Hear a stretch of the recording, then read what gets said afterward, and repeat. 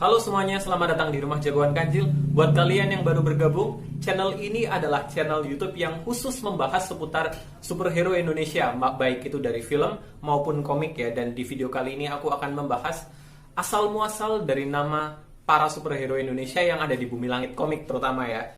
Jadi pernah nggak sih kalian penasaran kenapa sih jagoan-jagoan dari Bumi Langit itu namanya itu Gundala, Godam, Sri Asih? Artinya itu apa gitu kan? Jadi di video kali ini aku akan mencoba mencari tahu atau mengulik asal-muasal dari nama para jagoan ini.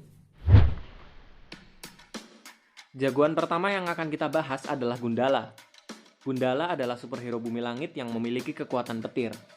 Dan nama Gundala sendiri diambil dari kata di bahasa Jawa kuno, yaitu Gundolo, yang artinya petir.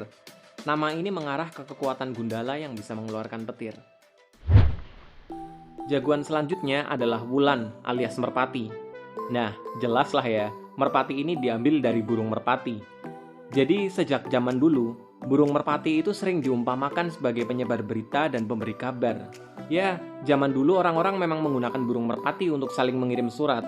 Nah, somehow ini relate dengan pekerjaan Wulan sebagai seorang wartawan yang juga menjadi penyampai berita. Mungkin inspirasi nama merpati datangnya dari sini kali ya. Jagoan selanjutnya adalah Godam. Banyak banget yang mengira kalau nama Godam itu berasal dari palu Godam. Tapi menurutku kurang tepat lah ya. Soalnya Godam itu kan nggak pakai senjata palu kan. Jadi kalau menurutku, nama Godam ini diambil dari kata Kodam. Apa itu Kodam? Jadi, Kodam adalah sosok gaib yang menjadi pelindung manusia. Mereka menjaga manusia dan mendiami benda-benda keramat tertentu seperti cincin atau perhiasan lainnya. Nah, ini cocok dengan cerita Godam. Di komiknya, disebutkan Godam adalah sosok dari dimensi lain yang dikurung di dalam cincin. Cincin ini lalu ditemukan oleh manusia biasa bernama Awang. Nah, sejak itulah, Awang dan Godam hidup berdampingan di dalam satu tubuh. Godam hidup di dalam cincin dan selalu menjadi penjaga bagi Awang. Kadangkala, Godam bisa keluar dari cincinnya dengan cara mengambil alih tubuh Awang sebagai wadah. Di saat inilah superhero Godam keluar untuk memerangi kejahatan. Nah, jagoan selanjutnya yang akan kita bahas adalah Tira. Hal ini sebenarnya sudah pernah dibahas di akun Instagramnya Pojok Jagoan. Jadi, kata Tira dalam bahasa Indonesia artinya adalah lembut dan cantik. Selain itu, kata Tira juga bisa diartikan sebagai perasaan pada keadilan. Wah, nama yang pas banget ya buat jagoan Tira. Jagoan selanjutnya adalah Sri Asih. Banyak banget yang berpendapat bahwa nama Sri Asih adalah gabungan dari nama para dewi yang dikenal di Nusantara. Nama Sri diambil dari nama Dewi Sri dalam kebudayaan Jawa. Di cerita komiknya, sosok Sri Asih sendiri memang dikatakan sebagai perwujudan alias titisan dari Dewi Sri. Tapi, menurut Mas Aswin Dafri dari grup Kata Rakyat Bumi Langit, nama Asih di Sri Asih kemungkinan diambil dari nama bidadari Ken Sulasih dari kebudayaan Bali. Kekuatan selendang Sri Asih jelas membuat kita teringat pada legenda bidadari Ken Sulasih dengan selendang kayangannya. Bahkan di beberapa versi pun, sosok Ken Sulasih ini juga sering sekali dikaitkan dengan Dewi Sri. Jagoan berikutnya yang akan kita bahas adalah Virgo. Pasti banyak yang tahu lah ya, kalau Virgo ini diambil dari nama sebuah rasi bintang dan juga nama zodiak. Lalu kenapa sih superhero Virgo ini memiliki kekuatan api?